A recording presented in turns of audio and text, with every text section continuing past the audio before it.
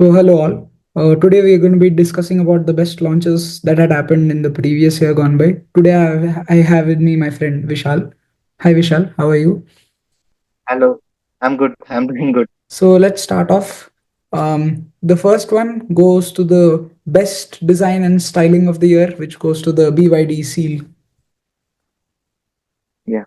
Think so. It's an impressive package overall because a lot of features, lot of new gadgets offered in the car, the space, the comfort. It felt like a league ahead from the other BYD products. For example, you look at the E6, it has nothing in it. Now it's renamed as the E-Max 7, the new facelifted model. But then came in the Atto 3, if you know, and it was a very big step up. The kind of quality that it had offered, the features, and everything. It had actually carpet bombed the segment originally, but then later sales started declining because of the new competition that had come in. And the Seal is now much more impressive than the other two. Although it's a sedan, it has very good space at the rear. Comfort wise, it's brilliant and it's offering a lot of safety based kit, functional features, and splendid driving experience. And it has a performance variant also, which provides you with additional power where you can do 0 to 100 from in 3.8 seconds, which is fantastic. What do you think about the Seal as an overall package? So Seal is a very good car for the package. And one point I would like to tell is that it's basically a sports car on the road. It's a very good, it's a very sporty car if you see from the outside, and also it does not compromise on battery. It does not compromise on range and features. So it's a bang for the buck, I would say. So the next award goes to facelift of the year, and it goes to Hyundai Creta. So the Creta is a package that we are not at all unknown of because it sells like hotcakes in India. You look at any city, any place, you'll find a Creta over there. The first generation was a real good vehicle, especially with the ride quality that it had offered, the features, comfort, performance, everything in one package.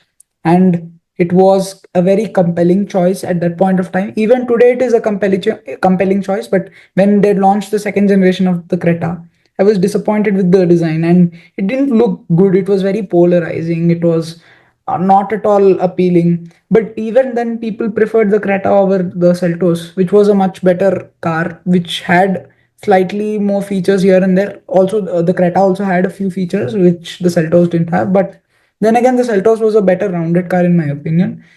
But with the facelift, Hyundai had ensured that they revamped the design, which I'm happy about. Also, they made updates to the interior so that it would stay fresh. So even if you look at a Creta after 4 or 5 years, you won't feel that it's dated.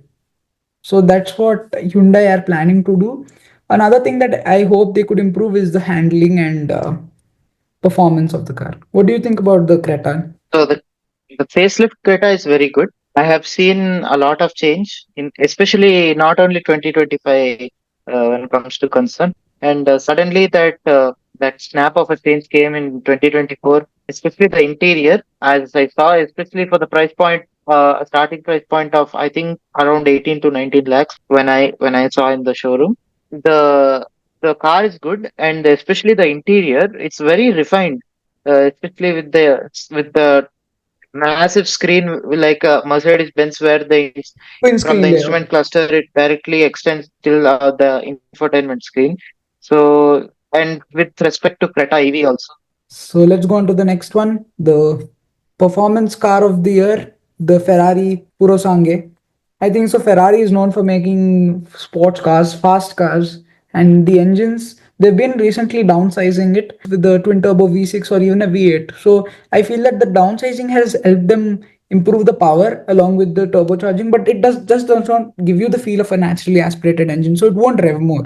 But even then, if you look at an Indian buyer's perspective, the Purosangue is the perfect choice because you look at the Urus, it's priced higher. You look at the RSQ8, it's priced lower and it's priced with lesser features and lesser performance. So Purosangue is the perfect fit between the both of them. And of course, people who like to splurge money would really enjoy the car.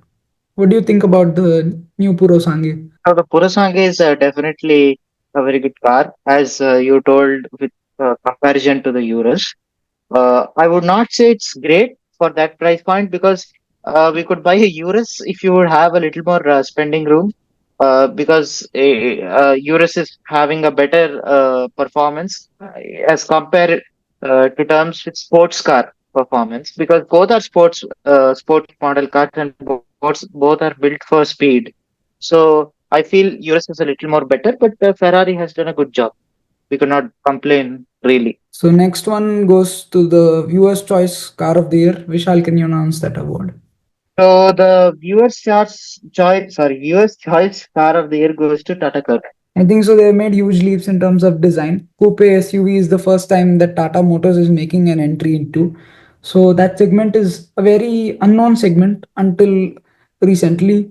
But with newer competitors coming up with splendid designs, magnificent interiors, and the architecture of coupe SUVs has been increasing further because customer preference is now also towards design, and interior wise they've made it very nice. It's very sophisticated on the inside. The only thing that I would like to acknowledge is the fact of hard plastics being used everywhere. So although there are leather bits inside the interior, they could have decreased the number of hard plastics that they're offering so that they could improve the quality of the car. Another issue would be because of the sloping roofline, headroom gets cut off. So that would be an issue for taller passengers, like over 6 foot plus. Um, Yeah, true. Although knee room is very good, under thigh support could have been better, but it's fine. So if Tata Motors can improve the uh, dimensions of the vehicle in the future, it would be beneficial for them. So for Tata Curvv, I would say it's a very affordable version of the Ferrari Purosangue, or the Lamborghini Urus, because the design is the same, just except little changes in the performance and the interior. If you want that sport car like feel at a very affordable rate, you could go with the Tata Curve comparative to those other two cars. But the performance wise, I cannot say which is better.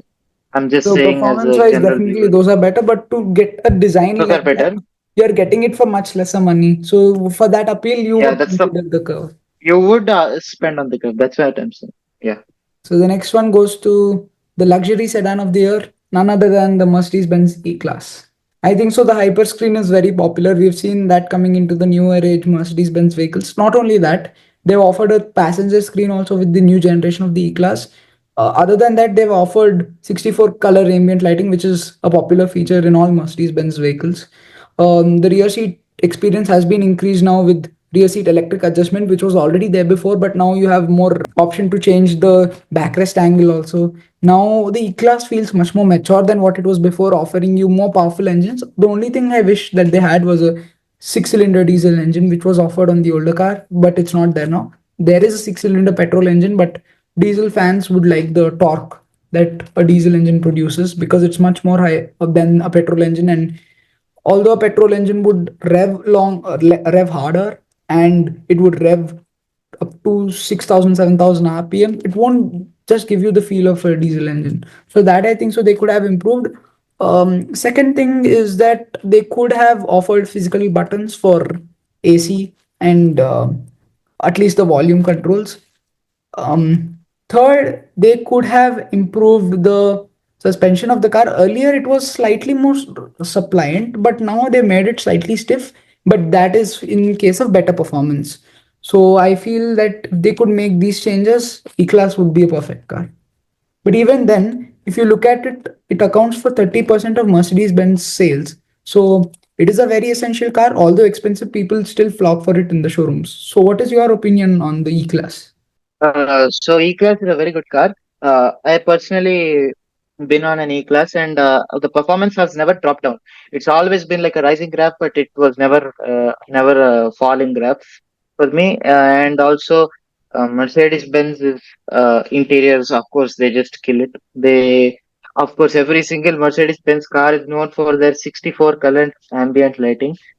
So it's like a must need while you're having a good feel while driving, and also the on a driver's perspective, it's a very good car to drive. It's very fun on the road, and its refinement is top notch. There's nothing to complain about. there is no complaint about it. Like it's so Definitely. smooth So on even if a you're bumpy road, paying a if lot you of ask money, me. definitely you'll get that kind of refinement. So that's been the benchmark of these Yes, true. since a long time. So the next award goes to Premium EV of the Year, and it's again BYD Seal. I think so. The Seal is a very well-rounded package, especially for the value that's offering. I think so. People should once take a look at it before going into any German luxury car brand. What do you think about the Seal as an overall package at that price point? Is it compelling, or should they have reduced the price a little bit? Definitely, it's very compelling, and for an Indian price, I think it's valid to keep at that price point because uh, you need like for export charges or production of motor or like just to like as BYD claims, every single interior is made out of German parts. Especially the seal. When I saw, like almost every interior, whether it be the Atto 3, it's always German inspired. So the materials, the finer textures, the soft touch leather is very good on the seal, and especially the sporty design of the seal. I think it's designed from like an aeroplane or a fighter jet because it's very like due to the aerodynamics of the car, it's more faster, and I think it's valid to keep that much price because again, electric cars will get depreciated on road prices of India. So in that So it's a perspective, CBU also, it's an imported vehicle. So definitely that price has helped them. I have to see in the it long run has how helped many them. seals we find on the road. Yeah, if there's any issues, then we have to. Yeah. So the luxury EV of the year, Mercedes-Benz EQS SUV. The EQS itself was a very well-rounded product, the sedan version, because it was offering so much range. And at that price point, when they launched it in 2022, there were cars which were more expensive than that, but they'd offered much lesser range. So till now, the EQS has the benchmark of range, but the EQS SUV also it has set a new benchmark in terms of the Mercedes-Benz legacy because you're pricing it 2 lakhs more than an imported EQE, which is smaller and has less range. And this is just 2 lakhs more expensive. And that is mainly due to the local assembly of parts. So that makes it a very compelling package. And also the features offered, the technology, the ride quality, the air suspension, it's integral for any Mercedes. So that is an advantage along with the range, definitely. Performance is also not bad. 0 to 100 in 4.7 seconds. For such a big SUV, it's worth it. And also, it's offering you a third row of seats, although not usable, that can be helpful for more boost. The 0 to 60 and the speed of the car and the interior, especially the triple screen. I like the concept very much of the car. It's very German inspired, if you would ask me. And yeah, but the price of the car is a little bit concerning.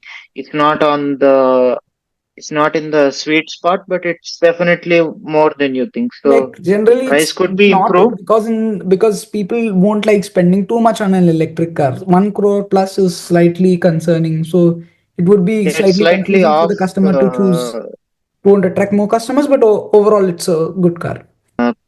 Performance CV of the year goes to BMW i5. I think so. The 5 Series is a well-rounded product. Earlier, it used to be one of my dream cars, the 530D, the G30 version, especially.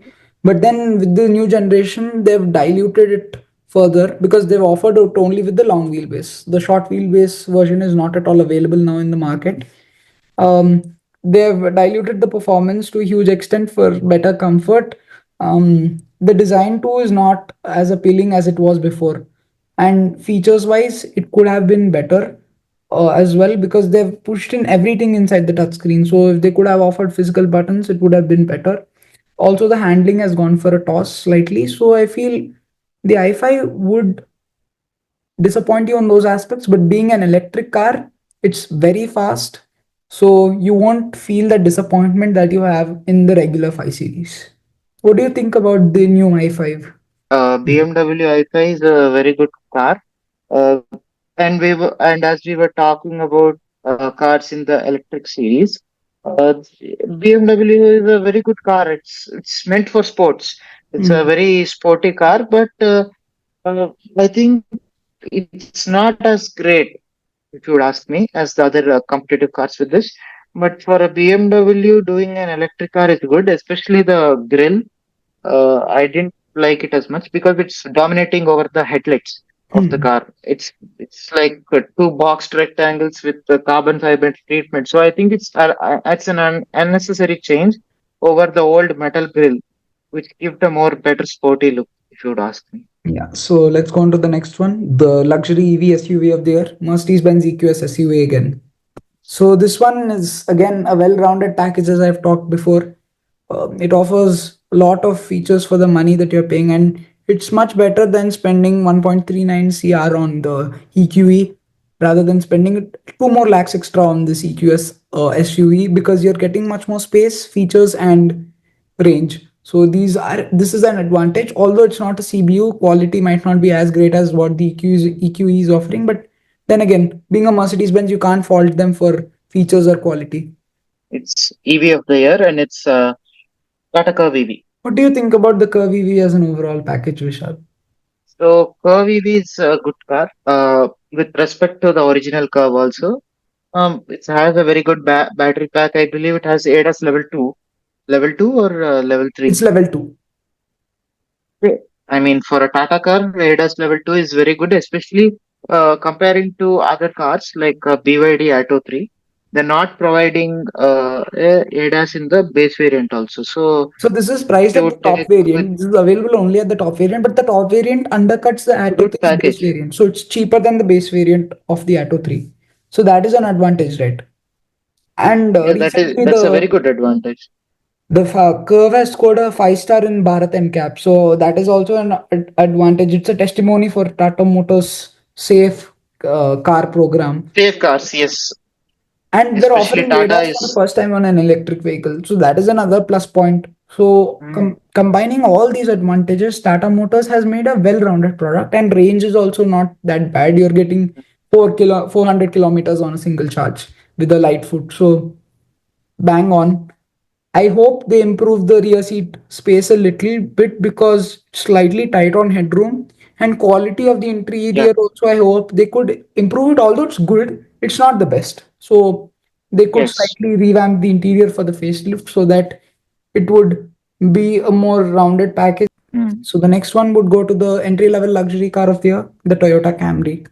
The Camry, as we know, is a cab in most countries, especially in the foreign countries. When you look at North America or even Dubai, but the Camry sold in India is equivalent to a Lexus, because look at the interior. They're offering so many features. They're offering so much kit. Quality is just impeccable at that price point. The kind of luxury that is offering you, the backseat experience, it's just amazing. So, what do you think about the Camry? Is it better than any German luxury car at that price point? Yeah, I would say, but it is a very good car. But when you're saying in price point matters, I think in US around I think the car price is around 5,000 to $6,000. If I'm talking about the older Camry, you're talking about the cabs in United States, right? Hmm. Here the price of the car is 50 lakhs. 45 or 50 lakhs. 50 lakhs.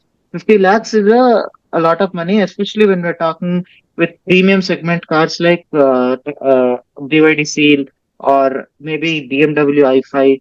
I think it's a lot more of investment of money, but I think the car will give such good performance for that amount of money when you're It's not keeping about that amount of performance. money. Like when you're buying a Camry, it's more for the rear seat, because you want to be chauffeur driven. And then the other three Germans, you have the A4, the 3 Series, and C Class. C Class is much more expensive. Let's take into consideration the A4 and 3 Series. Although they're offering you with so much discounts, Camry is more compelling because of the rear seat space only. Performance wise, if you want, you have to go for the Germans only, because Toyota is offering you more reliable hybrid technology with better efficiency. So if those are criterias for you at that price point and lower maintenance, definitely a Toyota should be on your consideration list. And also, it's Yes. much better than a Fortuner if you're predominantly not searching for an SUV, because Fortuner is too overpriced in my opinion. It's too overhyped, and features wise also it's fallen back a lot. So Fortuner is not worth buying.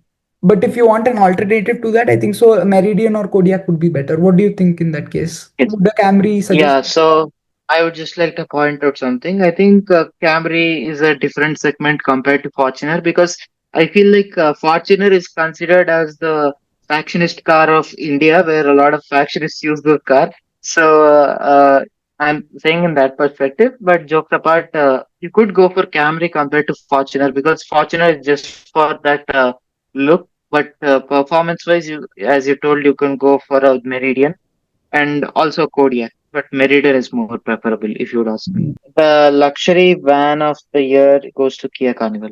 I think so. Earlier, when the Kia Carnival was launched in 2020, there were complaints that why is Kia launching the older generation of the vehicle in India at that point of time when there was a new generation at that point of time.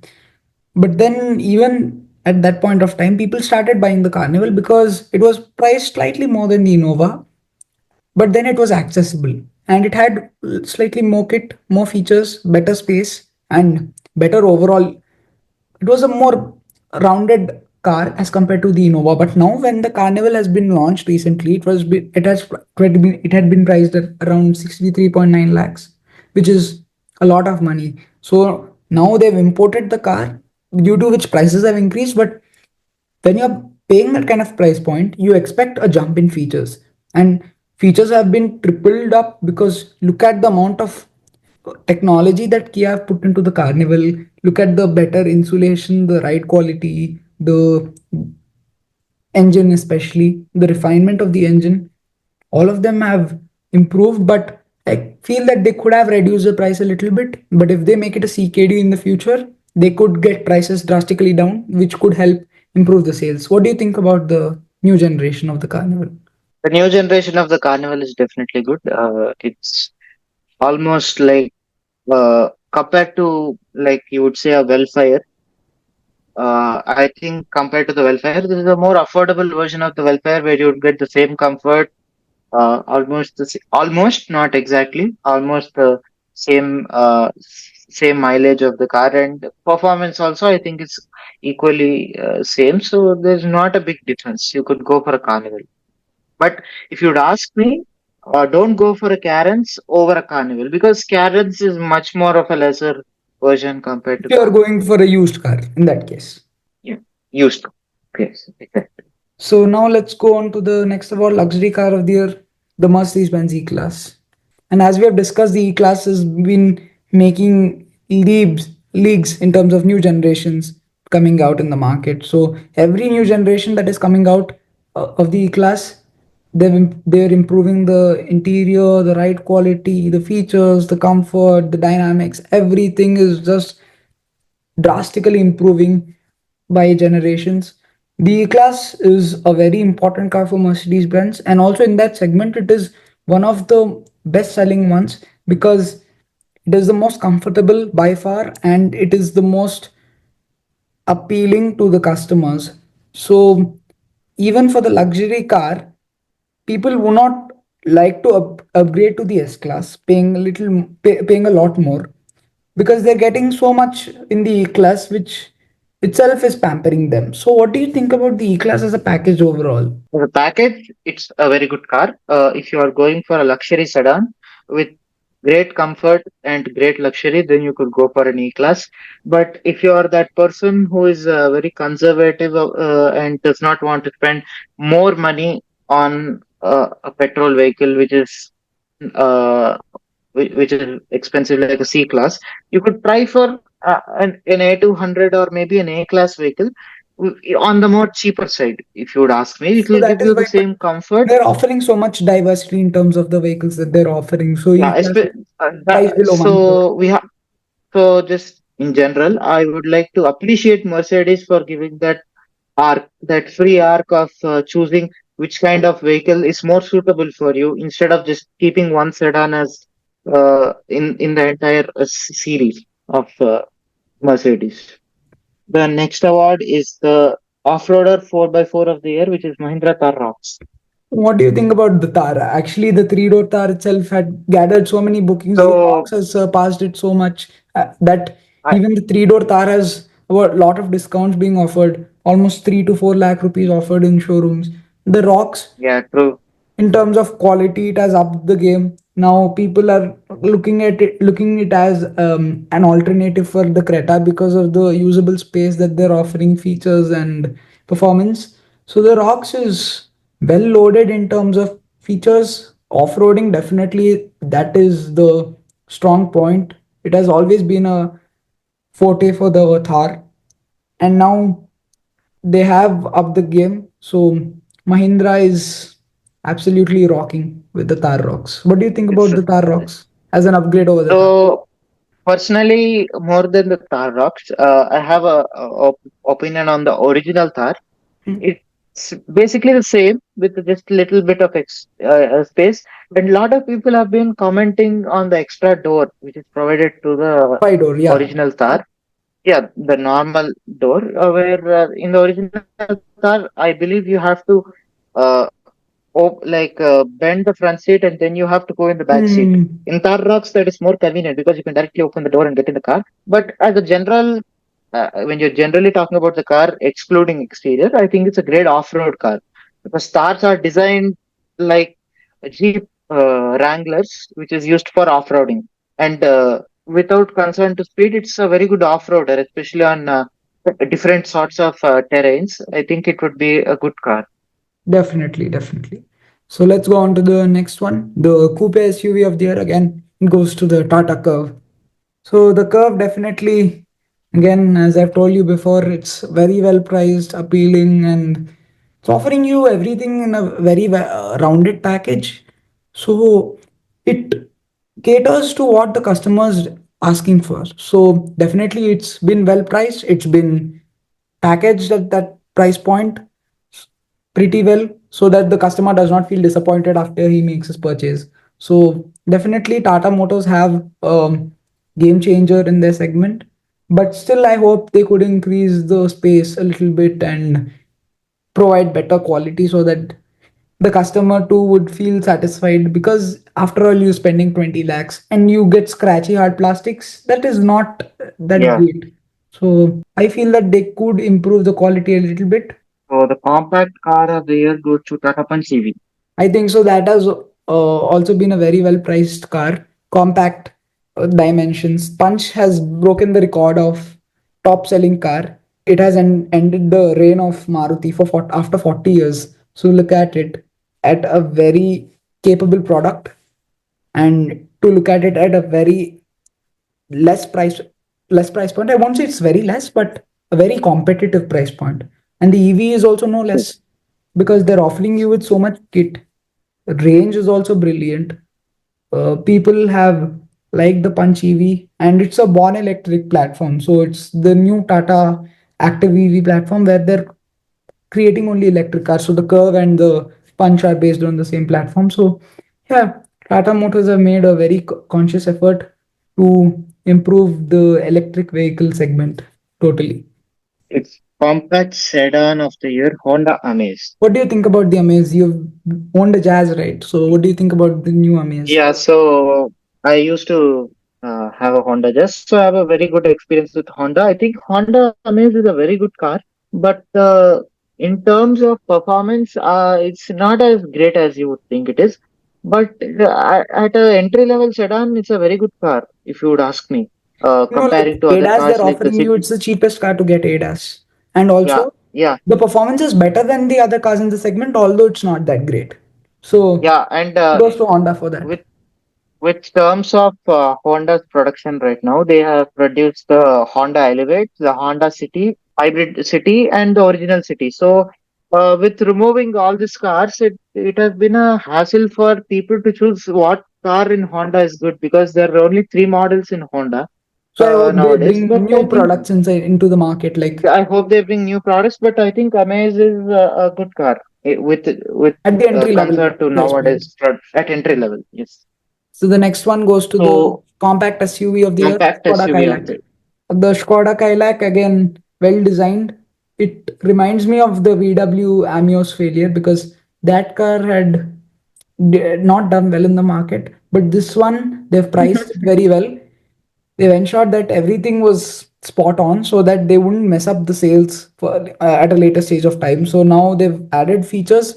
Features is not only the main criteria, but they have improved the ride quality. They've improved um, a lot of other bits which were lacking in the older Skodas. The only thing I feel disappointed about is the fact that quality has degraded slightly. Now look at the roof lining. There's been cost cutting done as compared to the older Skodas. So if they do not do that and if they improve that for the facelift, I think so the Kailak would still appeal to more customers because the main player in that segment is the Nexon. So if the Kailak upgrades itself a little more, it's going to be a game changer in that segment and it's going to appeal to a wider audience. So the next award goes to Hot Hat of the Year, and it goes to Mini Cooper S. So the Mini Cooper, it is going to be the last generation of the Mini Cooper with the ICE engine, like an internal combustion engine.